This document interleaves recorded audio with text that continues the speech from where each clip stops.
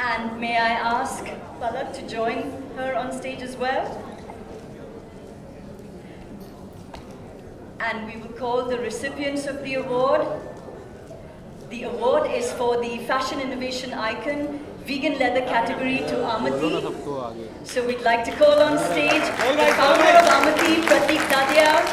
Please come onto the stage to accept the award.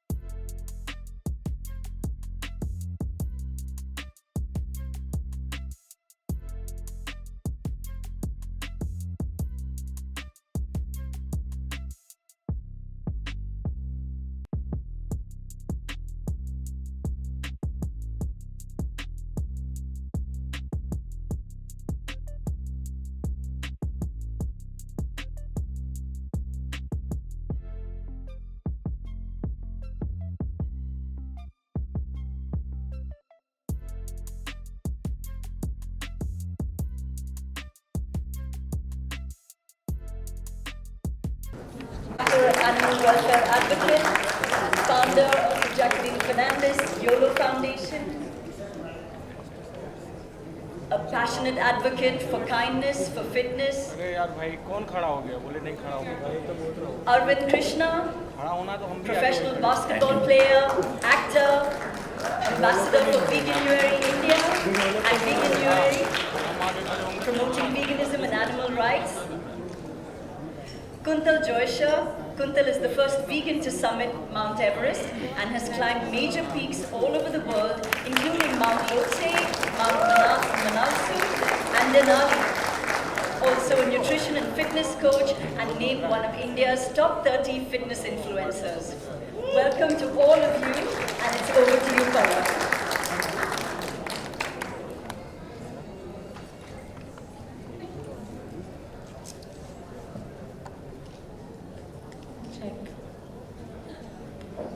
Thank you so much, Sandhya. Welcome everyone. We're very excited that Jacqueline and Kuntal and Arvind are joining us for this panel. And I can't think of three more appropriate people for representing this whole topic. This topic has been very difficult for anybody who is a meat eater and is trying to transition towards a vegan or a vegetarian diet. Leaving meat is not easy. It comes with its own baggage. But to be honest, it's quite easy also, right? Because if you have clarity on what to do next, how to maintain your fitness goals, how to be healthy, how to be fit without meat, without dairy, living a plant-based life, then it's pretty easy. So I'm so excited to have all of you here with me. Jacqueline, let's start with you. What does your fitness regime include, and what is the biggest change in your fitness routine after leaving meat? Hello.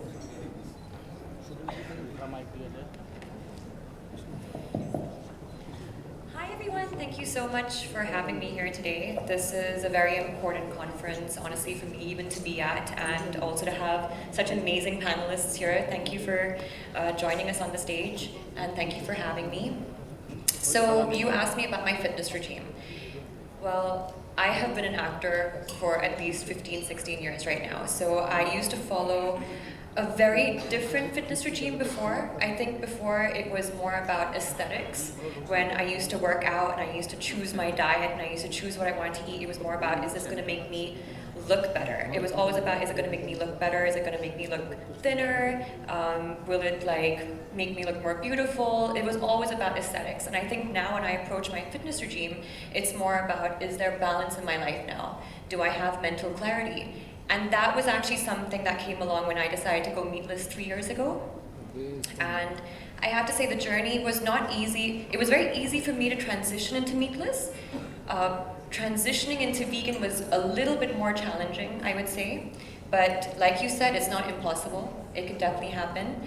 And it really does.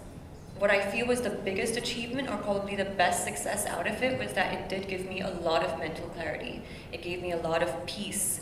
And it's not about aesthetic anymore. It's about being holistic and having a holistic approach to my lifestyle, which I feel it has given me. So, yeah. Amazing. We have a picture of you, of your fitness routine. Can we also My show fitness that? routine? Yeah. It must be complicated. A fit picture of, yeah. Okay. Yeah. I actually have, yoga has been a part of my life. Who was our host just now? She just told me I used to go to the same yoga classes as you. So that was something that I have been doing for a very, very long time. Again, I feel that we used to approach fitness and we used to approach our diets more about how it would make us look.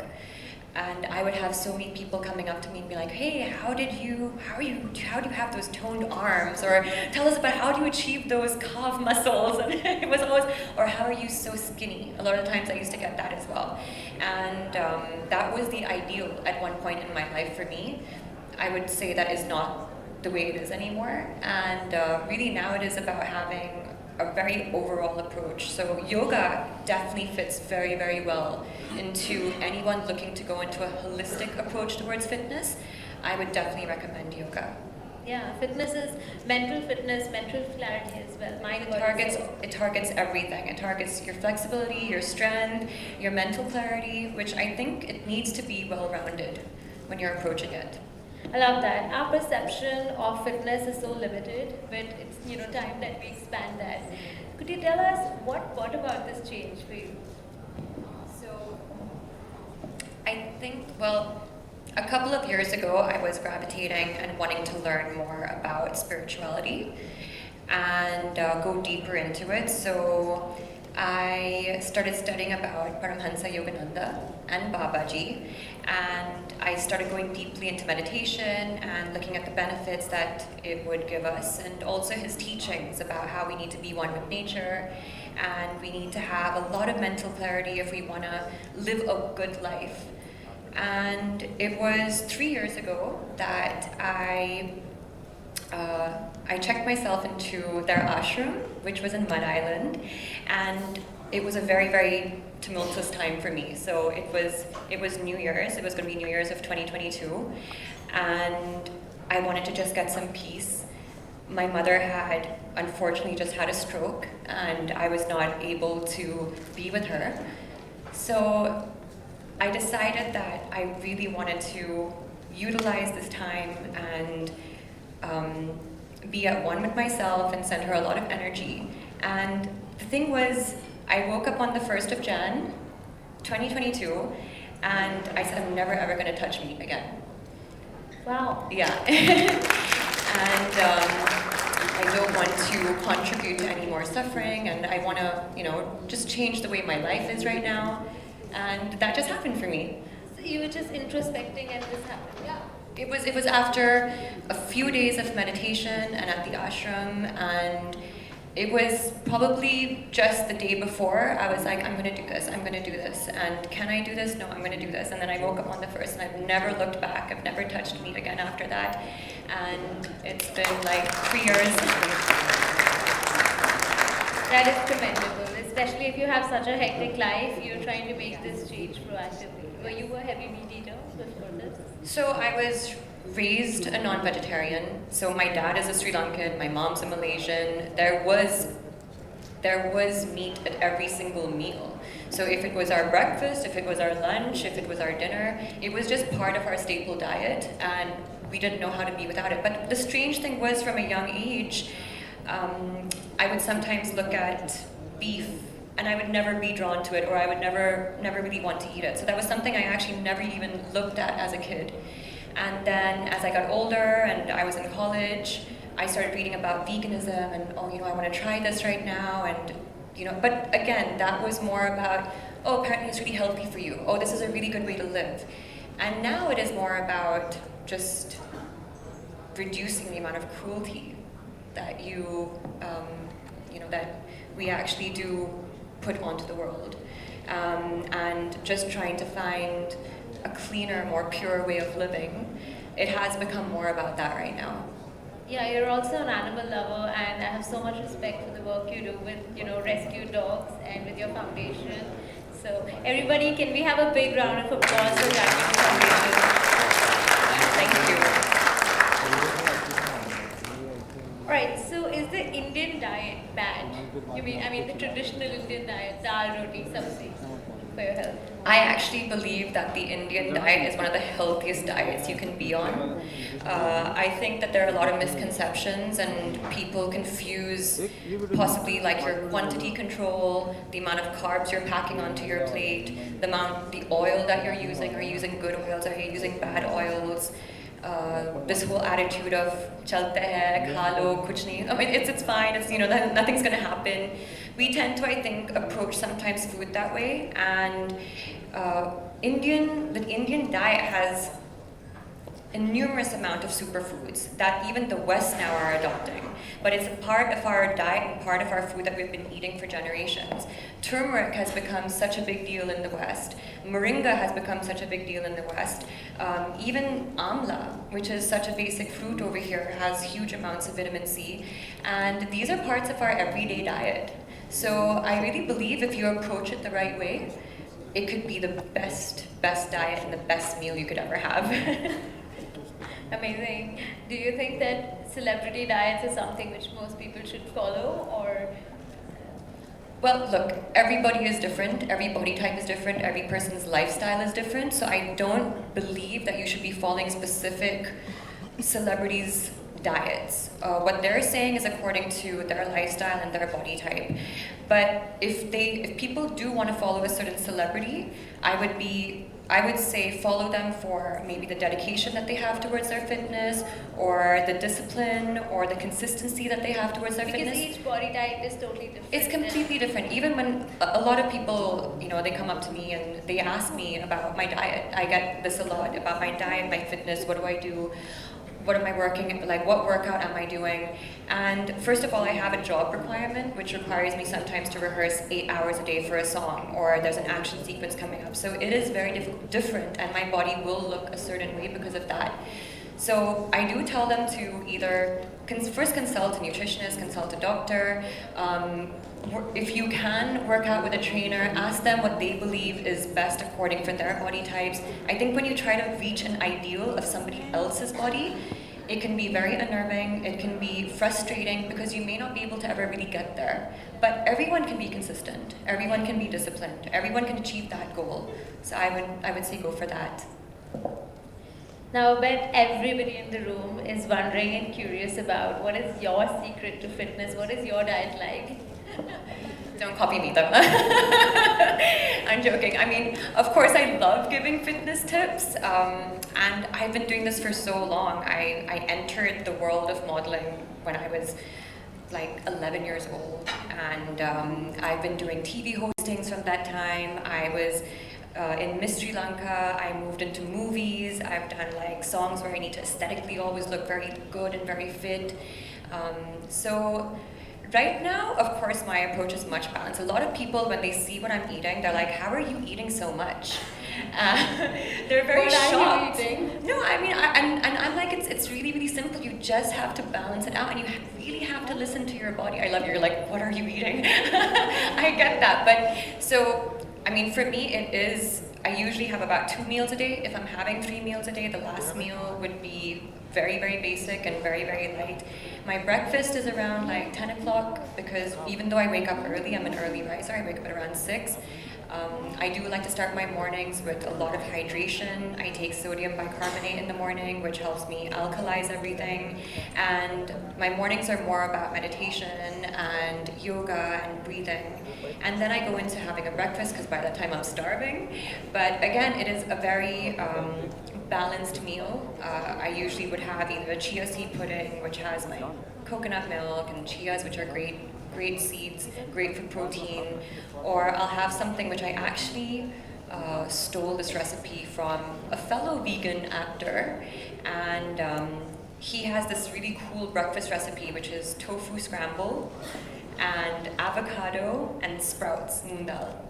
And it's very, very filling, and it energizes you, and it's the great, proportion-wise, it's the great food pairing. So it doesn't give you a slump, it doesn't leave you lethargic. And I have a green juice every single day because, again, I'm fueling for the rest of the day, and that has a lot of nutrients and minerals and vitamins. And I do have a rice and curry every single day. When I can, of course, that's home-cooked food for me. But I will have my rice and I will have a tofu curry, or I've just discovered, I don't know if you guys know about lion's mane. It's this amazing mushroom. Oh, you take it every day. So, see, look at us.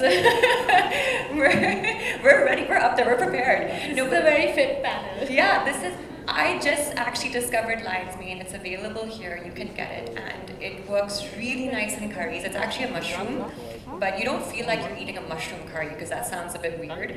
But it's the consistency is amazing, and you can pair it up with different vegetables. Have it with I always have rice every single day. And I've learned now also before especially with like if you're having dal rice, because that's my go-to comfort food, dal rice aloo, which people are like, how are you eating dal rice aloo? Like, there is such a misconception, but actually it's not like that. Of course, as a food pairing, it may be too many carbs, but you can actually help that and eliminate maybe the glucose spike by having a few vegetables or a green salad right before. So that really balances So out rice everything. in itself is not really, bad for you. I don't see anything wrong with rice. Of course, I have to advocate for portion control. I have to advocate for when maybe you're also having it. I also have to advocate for the balance that you're having in terms of your lifestyle. Are you active? Are you not active? I've grown up with rice and curry since I was a kid. And like we had portions like this. I remember my dad's rice portion used to be like over flooding his plate. But so I still have it. It's something that I really enjoy eating, and I really feel it fuels the body well. It's good complex carbs, and if paired with the right foods, I think can be very nutritious, and I think can be very, very good for optimum health. So, and I finish that off with a tomato soup at night. I make sure I always have that, and if I've skipped my lunch, then I'll just have that same big meal for dinner. So it's very basic, it's very simple, actually. Yeah. I hope so. No, this was amazing and actually very insightful. Thank you so much for these tips.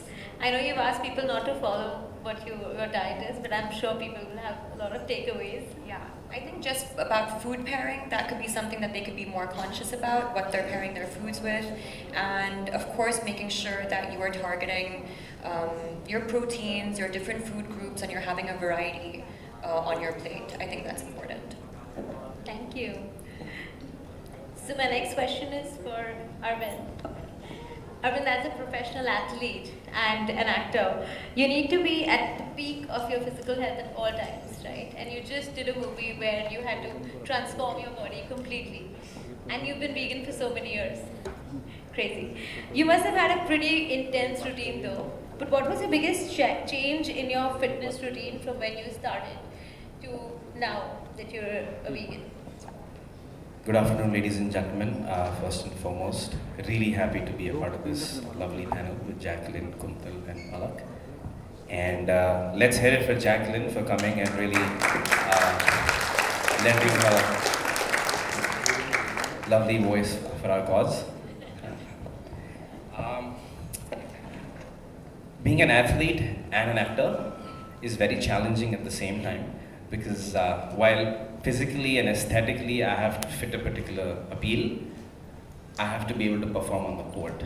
So now I've arrived at a place where I am eating and training to be aesthetically strong, but physically I'm able to perform on the court. Now, I'll give you an example. My previous film, I played a cop on screen. I was 92 kgs. In a matter of few weeks, I started my superhero film, which is going to come out in Hindi soon as well. I had to be at 80 kgs. Now, as an actor, we're working 12, 14, 16 hours a day. I have to have a lot of energy throughout the day. But I used to have 3,300 calories when I was 92 kgs. Now, I'm 80, I have only 1,830. So now how did I arrive at that? So I'll give you the breakdown. I take 229 grams of carbs, I take 92 grams of protein, and I take 61 grams of fat. A lot of people are like, oh, that's it, you're only taking 92 grams of protein, how are you sustaining? A lot of people forget when you are on a vegan diet, our food automatically is very thermic, which means we are expending a lot of energy digesting it. And this is the point that a lot of people miss out. And that is why a vegan diet really helps people stay leaner. Despite having a good source of carb in your diet, you stay leaner. And I tried cutting down on the carbs, and I fell flat on my face on the board. Like, people were just burning me by. And even on the movie sets, I couldn't sustain the energy. And recently, I just finished a fight scene where I shot for 19 hours straight. Being the superhero that I was, I had to fight 12 different goons. And during the lunch break, they were all like, sir, you know, you should have chicken, you should have mutton. I don't know why you're having all this ghas poos. And at the end of the shooting shift, they all came to me and said, sir, hats off, how did you manage? I said, just try a vegan diet, maybe you can manage. So that was a big win for me. And I heard from the fight master that in the next shoot, they were asking the production, please give us what Arvind sir is having, give us some plant-based things. And they're like, shh, don't tell anybody. Yeah. So a lot of people might wonder, how does your vegan diet help you in a quicker recovery during stunts or, you know, after workouts? Oh, absolutely, because scientifically, as our august panels before us have spoken here, it reduces your inflammation, thereby giving you the ability to recover faster and lift more periodically, which directly has a proportion increase in your muscle mass. How does that happen? Is it because dairy causes inflammation, or Exactly. Naturally. vegan but also healthy foods? Yeah, so Yeah. because a lot of the fruits and vegetables are anti-inflammatory. So immediately, again, you're going into recovery, quick recovery, just by basically eating the diet.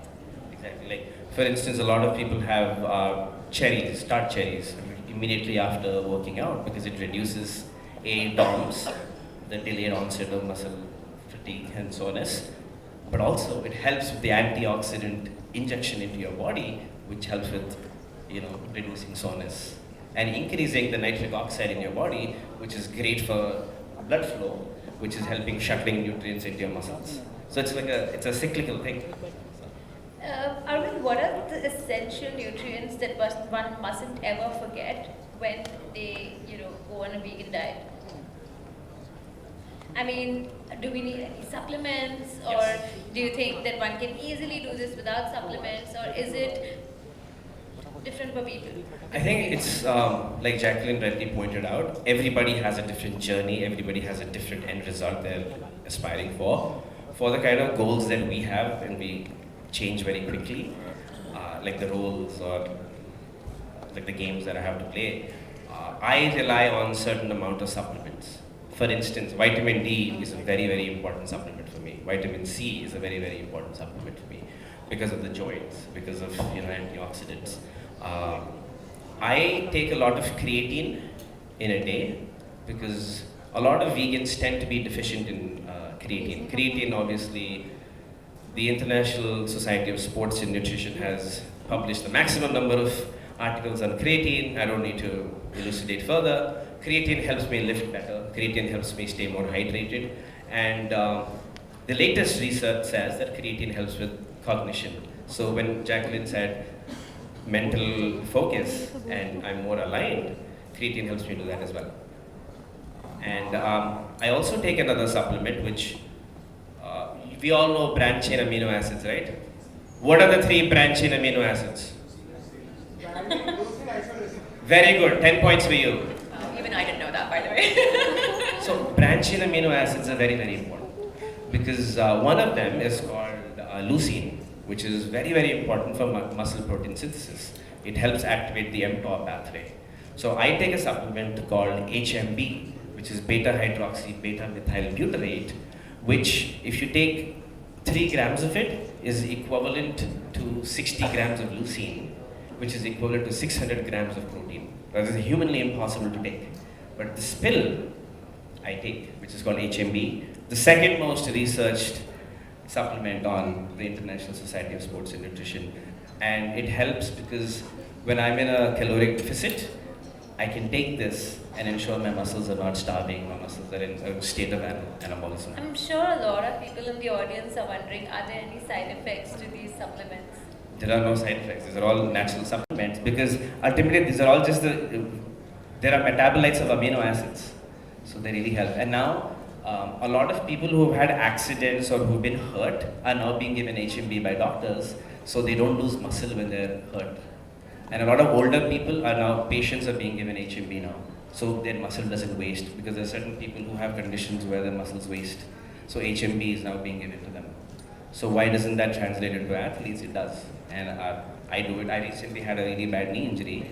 And a lot of people are like, wow, you didn't lose a lot of muscle mass. It's because I had the right supplements. Again, don't take it because I said it. I'm not an Instagram influencer. Don't sue me later. Please talk to your nutritionist and your doctor. Yeah. I'm just telling you from my anecdotal evidence what works. But I'm also telling you there's a lot of innovation and engineering that is going into supplementation, and these are all vegan supplements.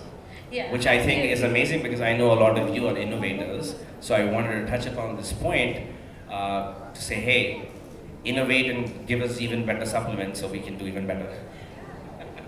And I love it that you mentioned lion's mane. So because she said it, I wanted to touch upon this as well. I take another supplement called Peak O2.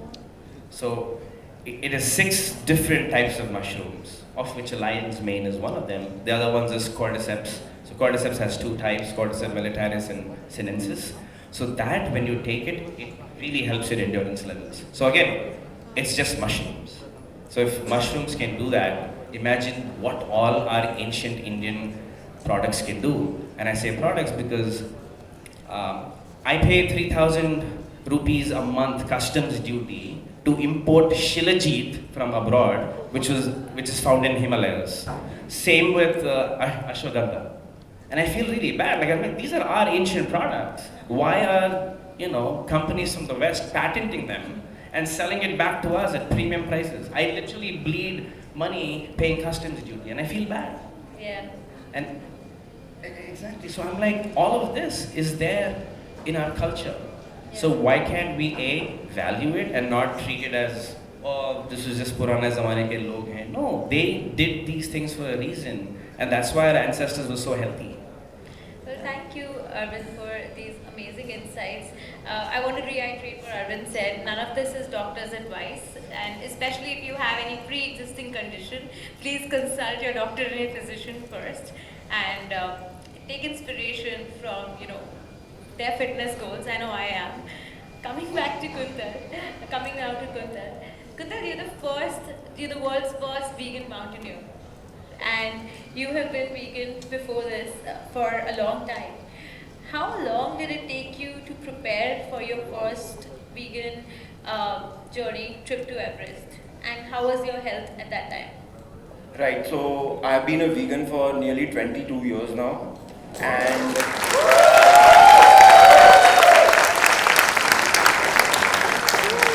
I went vegan in 2002, but then I discovered my Everest dream in 2010, and when I announced it to the world, And one of the reasons why I announced it to the world was because I wanted some accountability. I'm like, अगर मैं नहीं करूँगा 6 महीने में तो at least ये लोग आके मुझे याद कराएंगे. Until you said that you are going to climb Everest. So I announced it to the world, but there was a quick pushback from the mountaineering community that you can't do this as a vegan. One of the nutritionists that was working with an agency that I wanted to climb the mountain with, they got back to me saying, you will have to eat beef jerky, you will have to eat cheese cubes, you will have to eat spam. Like, please go look up on internet what spam means. Like, I don't know who eats spam, but anyway. So they said that you have to eat these kind of things, and you will have to eat eggs, you will have to wear leather, you will have to wear wool, you will have to wear feather jackets, and many of these things that will happen on your journey to Everest, you won't be able to do it. No vegan has ever done it.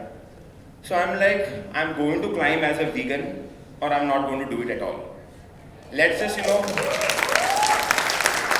let's just start off with a proof of concept. So what I did was, I ended up deciding that in July of 2011, I would climb my first 20,000 feet mountain. In Ladakh, it's a very, compared to what I've climbed, it's a relatively smaller mountain. It's called Stoke Kangri. It's been shut down for the last 5 years. I'm not going to get into those stories. But I decided I'll climb that mountain as a vegan, and let's see how it goes, with all the vegan gear and all the vegan food. So I went on the journey, I summited the mountain, I came down, and honestly, if I have to make a list of 100 challenges that I faced on that mountain, vegan diet would not even be 101st challenge on that list, okay? So it was very clear that vegan diet is not the hindrance. I really want to, since I remember this, I also want to correct Mr. Aditya Thackeray. He came here last night. I was really appreciate that. He gave a speech where he said that it's so appreciable that you are following this tough lifestyle. Okay, I've been a vegan for 22 years. Tough is not the word I would use, okay? Just want to kind of say that out. Anyway, so, sorry? It's tough for him, perhaps. So, honestly, I didn't have like roti, sabzi, dal, rice, paratha, upma, poha. Some of these things were my food on the expedition. And as an endurance athlete, carbs are my driver of performance. Okay, so yes, I need to eat optimum amounts of protein and I need to include healthy fats in my diet. But truly speaking, carbs were going to drive the performance. And when you're on the mountain, it's not necessary to be overly healthy as such. So like if I ate a little bit of maida and some of those things, it was okay. But how were you on your fitness levels? Were you obese or were you already lean and fit? So, because I know you had a massive body transformation. Right. So in 2009, I was 110 kilos when I climbed my first ever very small, like a one-day trek in my life when I fell in love with the mountains. Going on to October 2010, where I went to Everest Base Camp, saw Everest, fell in love with Everest and decided I'm going to climb Everest. That journey, perhaps I went from 110 to maybe 95, but once I decided that I would climb Everest, I went on a journey of significant transformation. But again, I'm not looking at body or how much weight I was losing, but what was my performance on the mountain. Especially in that 20,000 feet peak, the first one I did, I was climbing with an agency where everyone was a non-vegan on the team. Now, I'm not going to boast about myself, but I considered myself that I was like in the top 3 people on that climb for sure, while eating vegan food. So I was like, okay, this is not like, something I'm like at the back, like, walking like, something like, "Arey chal raha hai, mar raha hu, main gir raha hu." That was not happening. I was really good. I got to the top, I was feeling very strong, came back down, feeling very strong. So I feel overall, I thought, this is it. If I can climb a 20,000 feet mountain, then it is just going to be a journey to build enough fitness and build enough experience, skill and training so that I can go and climb Everest eventually. So weight is not so much of a concern, endurance is. I mean, weight is a concern, right? So much of a concern. Because you have to be aerodynamically efficient also when you are on the mountain. Plus, you are also.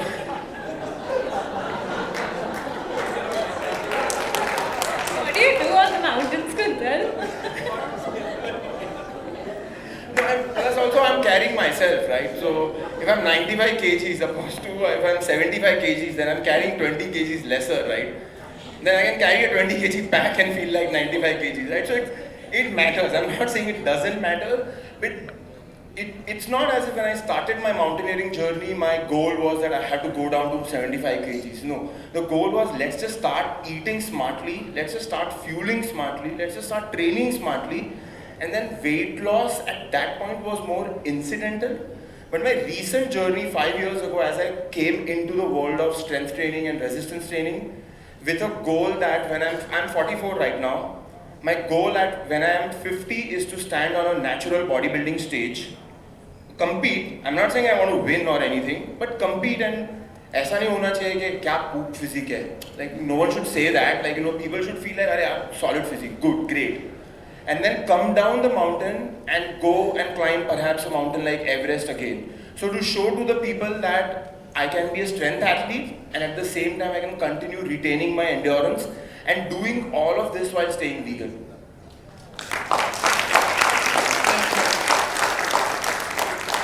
It's just so inspiring to see your journey because Kuntal did it twice. He climbed Mount Everest twice, right? Can you quickly tell us about that as well? So I already shared a little bit of story in the awards night last night. That's why I repeated it. But I'm not going to repeat that. But in 2016 I went and I climbed Everest for the first time, and unfortunately I was wearing a feather jacket on the top, and I wanted to come back and I wanted to climb Everest again because I wanted to do it without wearing a feather jacket. But also something that was told to me on social media after 2016 is someone came and commented on my post and said, Kuntal, you climbed Everest from the Nepal side, it was the easier side. Now Nepal, you climb Everest from anywhere, it's hard, but that's the fun of social media. I took it a little bit personally. Are we seeing you climbing it twice? So I thought I'll go back and climb it from the harder side, the colder side, the windier side, the harsher side, harder from every aspect. So I decided when I was going to go for the second time, because I finally built the vegan jacket, I thought I'll go from the Chinese side, which is on the north side, and north face typically tends to be windier and colder. Consequently, there's very less ice on the mountain, and consequently it's very rocky and very technical. So I thought it's hard from every angle, let's just go and do it from there. Now they can't come on social media and tell me you did it from the easier side. They can't say tu vegan tha iske liye easy side se gaya. Like ye to mujhe chahiye hi nahi, I don't want any of this stuff. So I went and I climbed Everest again in 2019. May 23rd, I stood on top of the world, 5:20 in the morning. I had the vegan flag. I know you know that vegan flag. Yeah. I had the vegan. This is a different flag. This is me on top of Alaska, Denali in Alaska. This is me. So that's the journey of climbing Everest twice. Wow.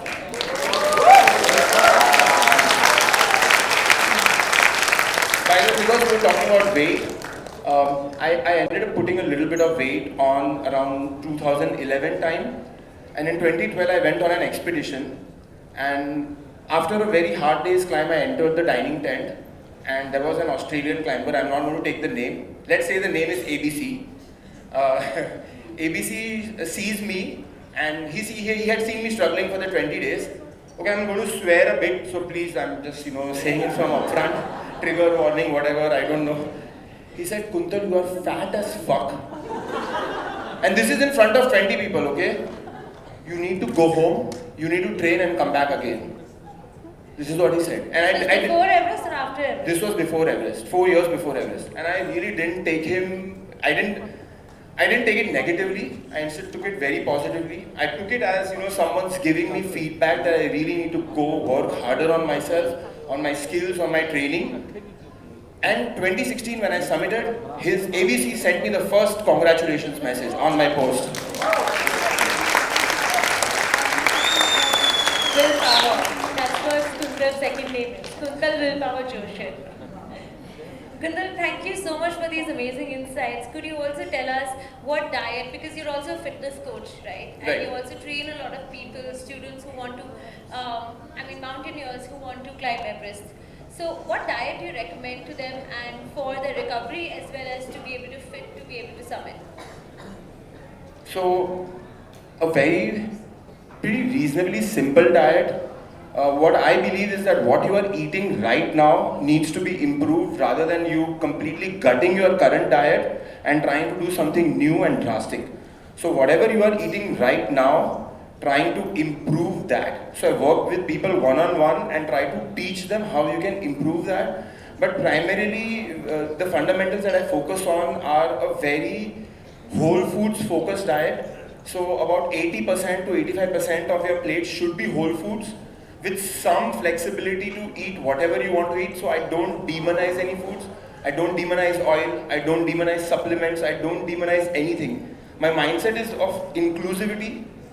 So rather than removing foods from your life, and I'll make a disclaimer or asterisk here, I don't consider animals a food group, right? So because I got a lot of backlash on internet from the evidence folks that, hey, you are already removing animals from your plate.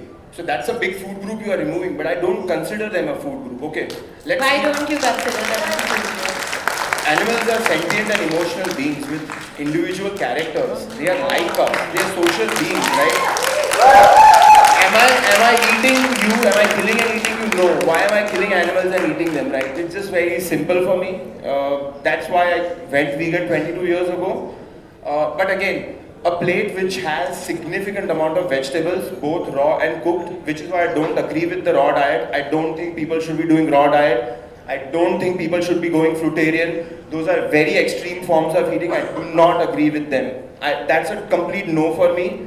So a mix of raw, a mix of cooked foods, basically a lot of vegetables on your plate, a lot of whole grains, lentils, beans, tofu, tempeh, some of these, lean protein sources on your plate, lots of nuts and seeds. I also include protein powder in my diet because he's consuming 92, but for me, I almost go to about 150 or 160 grams of protein, or sometimes even upwards of that, because I personally enjoy eating protein a lot more, and I feel a lot better on a protein diet. I also feel a lot better on a high fat diet. So my fat consumption is also a lot more, but my fat consumption comes from primarily whole sources. So I eat very, very little oil, but I eat a lot of nuts and seeds, plus tofu, tempeh also have fair amount of fats. So that is where I'm getting my fats from, but then I also eat a lot of carbs. So I eat significantly balanced diet and I eat tons of calories, but then as an athlete, I need that much. When I was training for Everest, upwards of 4,000 calories every day, maybe 4.5, even 5,000 calories. You put on any weight? No, but I'm training like 24, 26 hours a Burning week. on Right, so my volume of training is extremely high. Like right now, my volume of training is perhaps maybe strength training of 3 to 4 hours a week, and then maybe a little bit of endurance training. So right now, my calories are significantly low, maybe about 1800, 1900, but even in that, my protein intake is significantly higher. And I don't want to eat so much tofu. Like I can eat 1-2 blocks of tofu very easily, but then I also want to diversify. So lots of rajma, lots of chole, lots of dals which are cooked in a very thick fashion. Protein powder, of course, to just make it more convenient and a little bit easier. And usually like a very, very simple diet, like nothing, I've not said anything fancy till now. It's just very basic things that are available in your home. And look, people always have these things whether plant protein is good for you, what is the quality of plant protein, this is animal protein. Now, I'm not going to get into this debate, right? Whether plant protein is superior than animal protein, what's superior than, I'm not going to get into debate. From everyone sitting in this room, what is it that you care about? You care about outcomes, meaning you care about building muscle or creating optimum health. We have head-to-head studies. These are proper randomized controlled trials done for 12 weeks, 14 weeks, where they have compared vegans to omnivores directly. And when I say vegans to omnivore, I mean people following, let's say, vegan diet for 12 weeks or 14 weeks. This is people following an omnivorous diet for 12 to 14 weeks. We have proper research. Let's forget the muscle protein synthesis and all of these things, okay? Yes, these are all technical terms. We, and execute mTOR and, that leads to more muscle growth. All of those things, let's keep it on the side. As long as vegans were eating the same amount of protein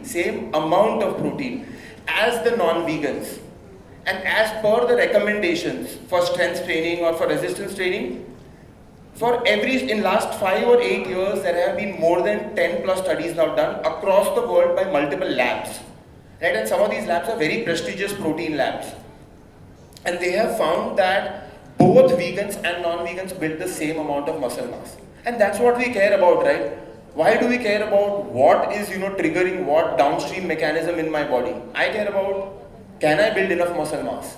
And what do I need to do about that? And the crux here is that we need to eat enough protein, as simple as that. I am not sitting here and claiming that you need to eat a high protein diet or a low protein diet or an X protein diet. As per your goals, you can easily figure out however much protein you need, eat that, try it out and see how it works for you, as simple as that. So how much protein should a regular person have on a daily basis? Say they have a very basic sedentary lifestyle, a lot of us just go to work, we come back, how much protein should we eat? I will disagree a little bit with Dr. Zishan here. I know he shared some recommendations, just a little bit, not a lot. His recommendations were around RDA, which is currently 0.8 grams per kg of body weight. I would just say that if you want to look at optimal long-term health as just an average individual, I would look at 1 to 1.2 grams per kg of body weight. And if you are an athlete, and or a recreational individual or someone who really wants to pursue sports or activities, I would say anywhere upwards of 1.4 grams per kg of body weight would be pretty reasonable. Alright. Well, thank you, Kuntal. That was amazing. Let's come to your bucket list of fitness activities. Does each one of you have bucket lists of activities? Mine is to climb Mount Everest. So maybe Kuntal, you can get me there and prep me for it. So I tried to actually do base camp last year. Okay. And I had this whole group going, and we had this whole plan. First it was planned for April, then that didn't happen. A few people backed out, so we were like, okay, let's now do this in October. And then October came, and everyone was really gearing up to it from July onwards and doing their workouts and our planning and what the boots that we had to buy and all that kind of stuff. And then by September, even I was really, I was like, okay, great, I'm going to Everest. Like all the papers are coming in. Our coach was there, and the person who was who was the person who helped organizers, an adventure company. Yeah, exactly. So they were all on board, and we had the whole group going. And then in September, I got this call that it was for a film that I had to go shoot immediately, and it was one of those films which I just could not back down from. And so there, my Mount Everest dreams all shattered. And and all my friends all went. Everyone went. I was the only one missing. And but I told myself that this is something I'm definitely going to do. And it's so ironic that you're on this panel, because this is exactly something. And now that I'm hearing that, fitness coach, nutritionist to vegans climbing the mountains, I was like, wait a minute, this is perfect. So yeah, hopefully I will get there. Wow, I hope you're inspired to retake. Yes, yeah, and especially now that I'm hearing that honestly, it didn't even occur to me that this would be a problem if I was a vegan or not a vegan or whatever, and it also was base camp, which I think is so achievable. My friends were telling me that during base camp, they were stuffing themselves with chocolate bars and donuts, and that was a lot of the stuff that they were getting on the way. So I think a little bit more organization probably in the planning of the foods. So I've been running vegan Everest base camp trips. And on my Everest base camp trips, you'll eat everything from a cheeseburger to a pepperoni pizza with vegan cheese to the pastas to everything, and local dishes like momos and some of the local breads they have. So full-blown vegan EBC trip without usage of any mules. The porters are taken care of. I take care of their insurance. They are really treated well, and yeah. Next very vegan doable. next vegan India conference is at the Everest Base Camp, guys. Start signing up. What about you, Arvind? My fitness goals, I'm 39 now. I have a son who's 2.5. My goal is to be able to play basketball with him when he's a teenager and be fit enough where I can bust his ass on the court. Because I do it now to the young teammates that I have. I'm the oldest guy in the league. I hope I don't look it. I definitely don't play it. So all the teammates are like, "Bhaiya, aap chicken nahi khate." Typical Hyderabadi fashion. Kya bhaiya, chicken nahi kha rahe, mutton nahi kha rahe. I'm like, नहीं बेटा ज़रूरत नहीं मैं तेरे फोड़ रहा हूँ court में. I wanted to say something else but I didn't want to. Yeah. तो I'm like नहीं चाहिए यार मुझे चिकन बिरयानी मटन बिरयानी ये काफ़ी है vegan lifestyle अच्छा है. So my goal is to continue playing.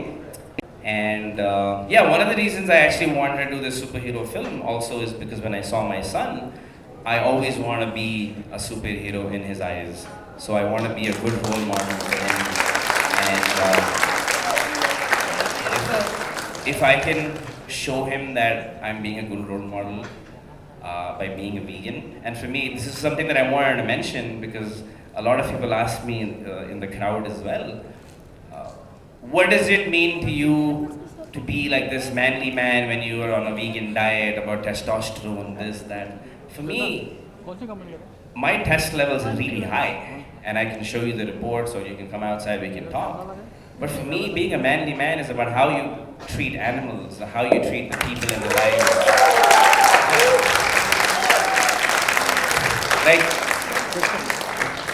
this is not to be patriarchal, but for me, a real man is measured by how he treats the people in his lives, including the women in the lives. And as a vegan, I want to also propagate this message about let's treat women better. Not just other men better, let's treat women better as well. So my fitness goals also are aligned with emotional and physical goals. And after being a father, I think my mindset has changed a lot.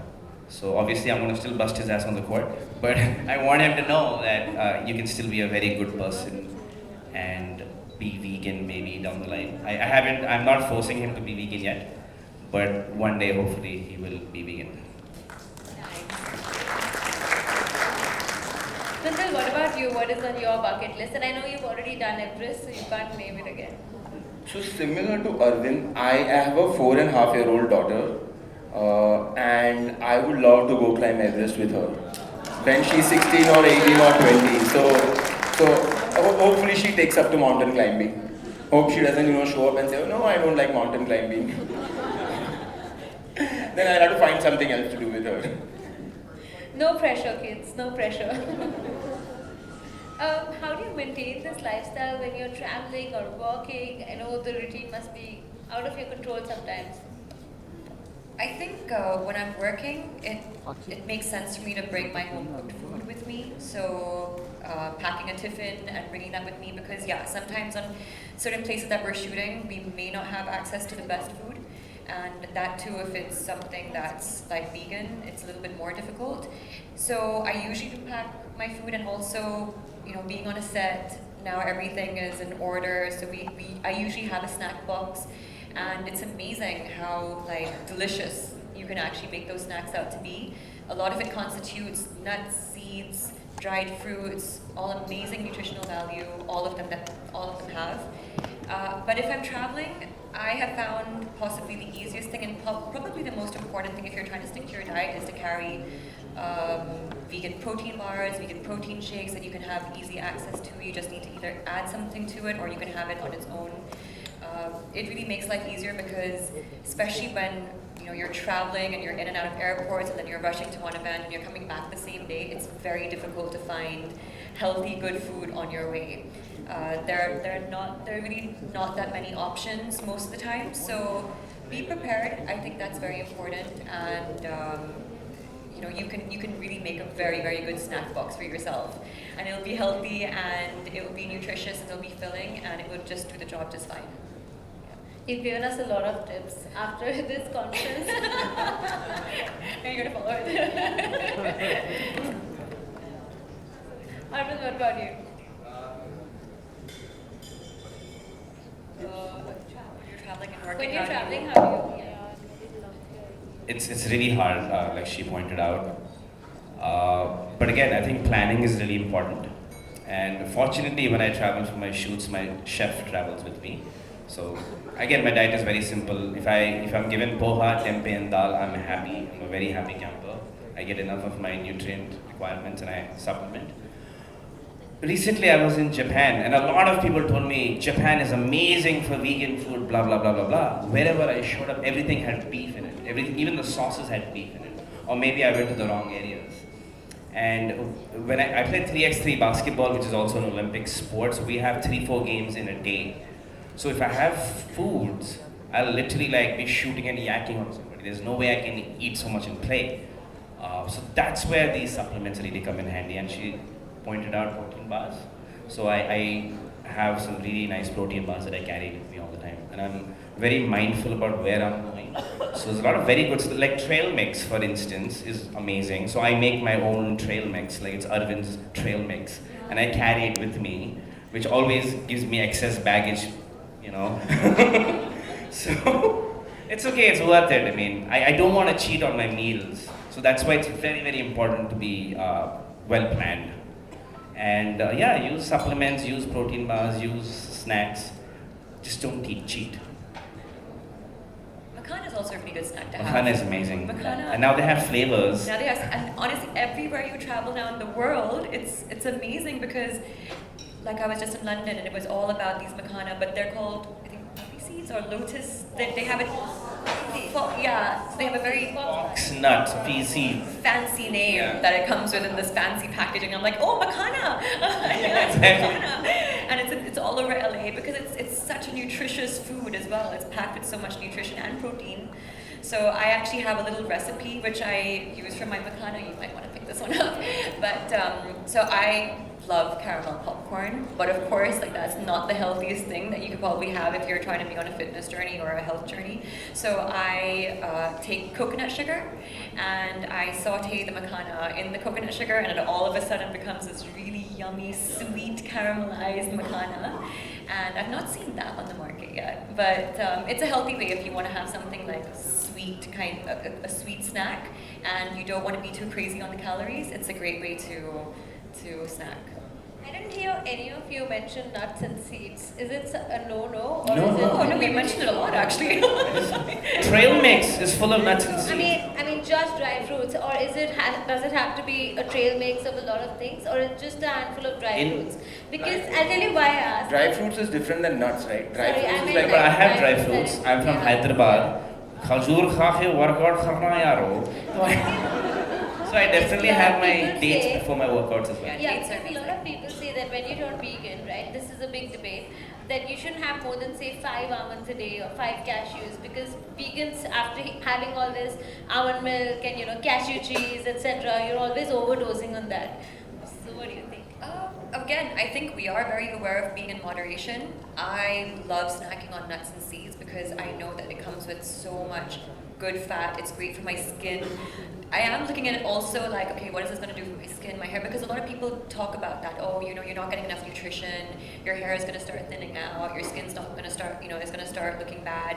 But when I look at the nutritional value of nuts and seeds, like flax seeds, I make sure I have flax seeds every day. Chia seeds, it's extremely high, and it constitutes for a lot of things that maybe come in the meat diet that people are saying you're not getting enough of. So when I look at nuts and seeds, it's definitely a staple. It's a daily staple in my diet. And if you complement that with dried fruits like your apricots, your dates, which I think full of iron, just so nutritional, I think it's an amazing thing to have every day. And you can combine them with actual fruits as well. Like in between my shoots or in between games, I'll have dry fruits and I'll have fruits as well.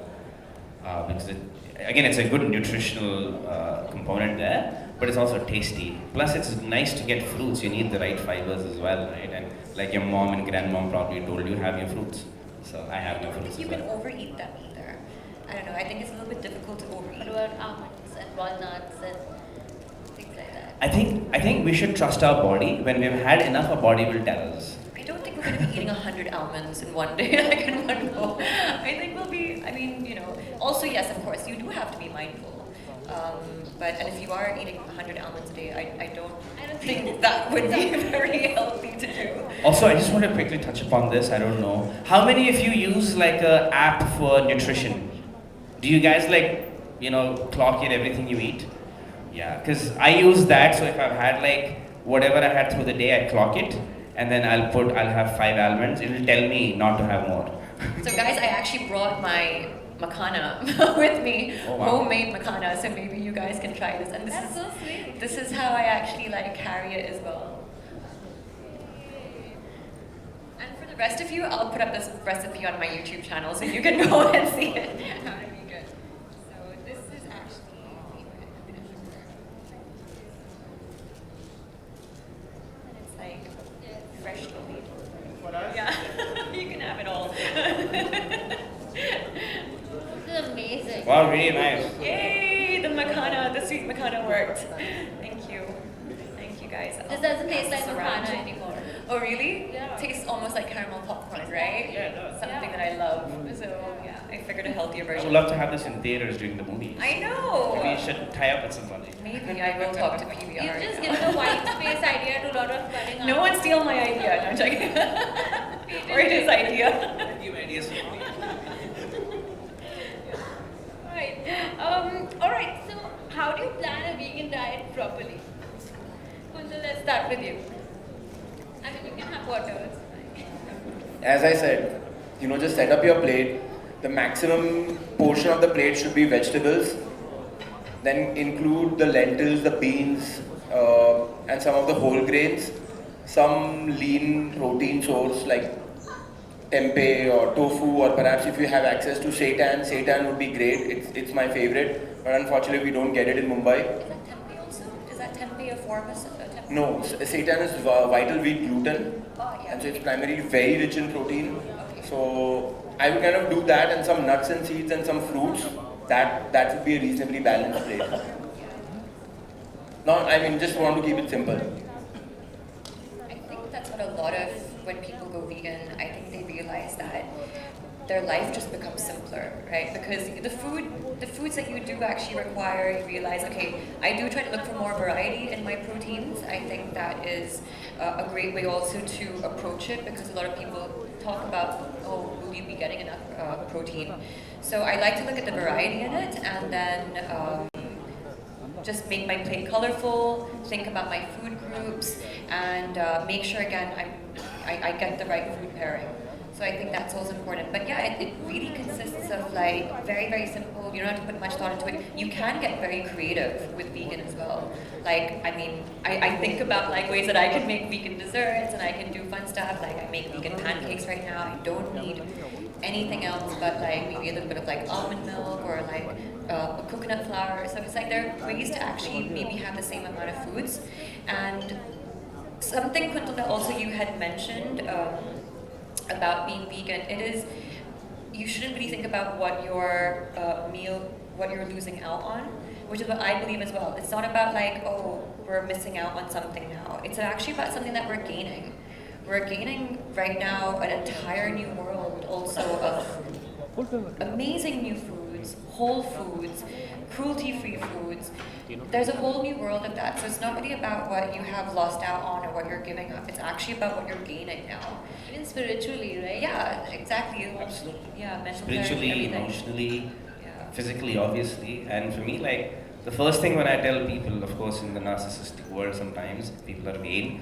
So they immediately their antennas go up, and I tell them, hey, my hair got better, my skin got better after I turned vegan. It actually has. It's helped me be a better actor. I don't know if this maybe goes for everyone, but my skin got a lot better as well. And I newly turned into vegan, so, but my skin, I've suffered from adult acne, which is really, really difficult when you have to be at public events and cameras in your face all the time, and you're on TV, you're shooting for a film. It's quite a hindrance when you have adult acne, and it's just not going away, and everything I was doing, it was just not helping. I eliminated all of those food groups, I went vegan, and I just never got a pimple after that. It's really, really strange.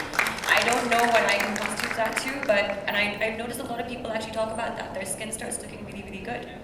Hair, everything, yeah, but for me it was a drastic change. So I was very, very happy about that. Dairy does not suit a lot of people. Yeah. Well, that brings me to the last question of this panel. How important is blood work or getting tests done? Because I think a lot of vegans and sometimes a lot of non-vegans also, they don't get their B12 and their D3. So anybody here who is transitioning to a vegan diet or has a friend who wants to, please do ensure that you get your levels tested for B12 and D3. And that's not just for vegans. And so how important do you think is blood work? I mean, I get my blood test done 2 to 3 months.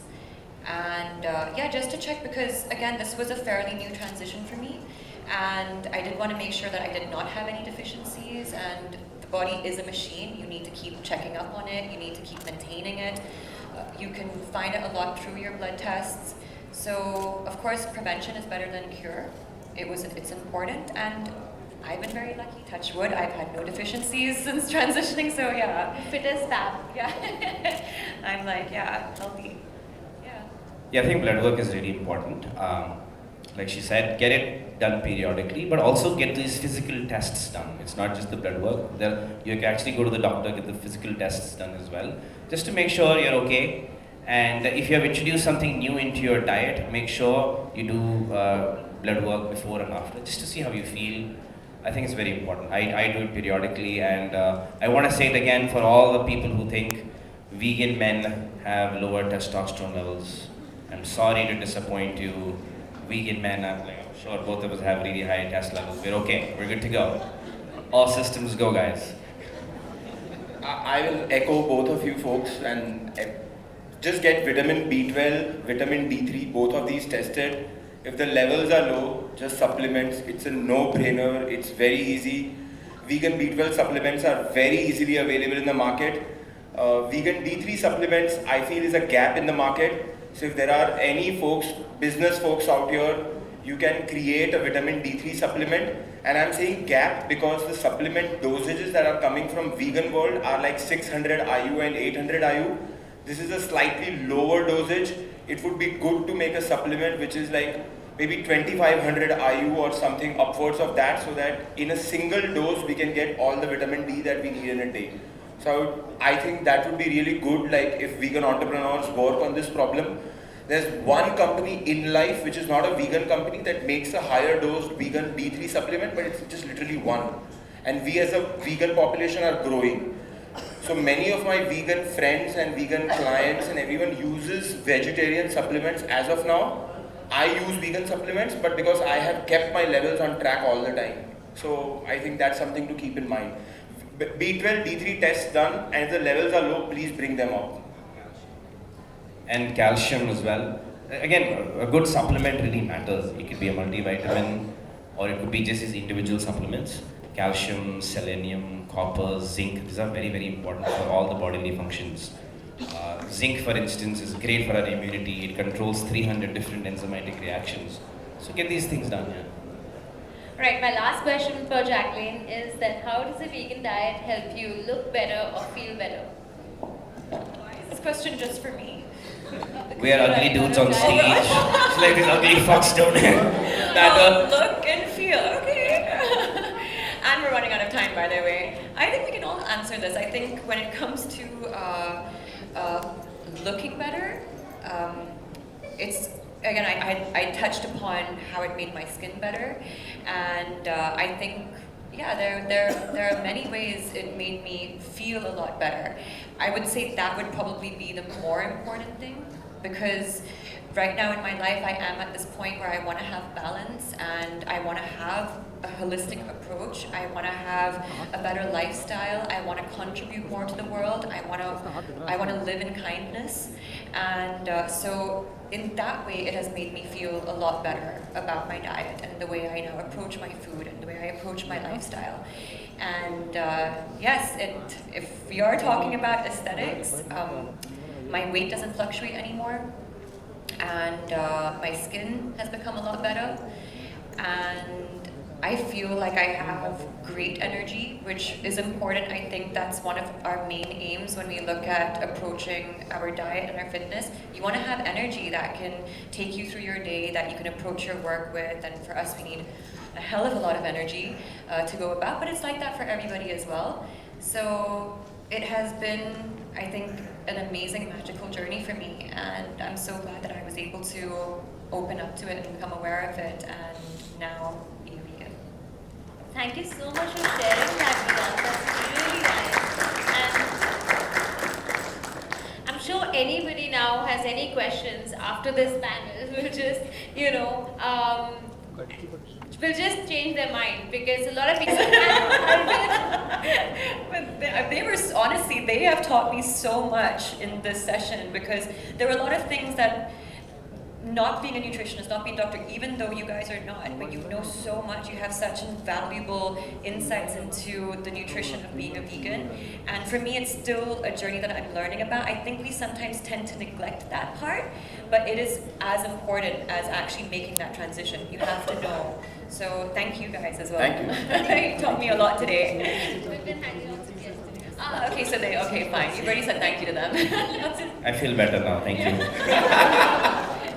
Thank you, Kuntal and Arvind and Jacqueline, for your precious time and for really sharing your wisdom with the world. And we're very blessed to have all the three of you here.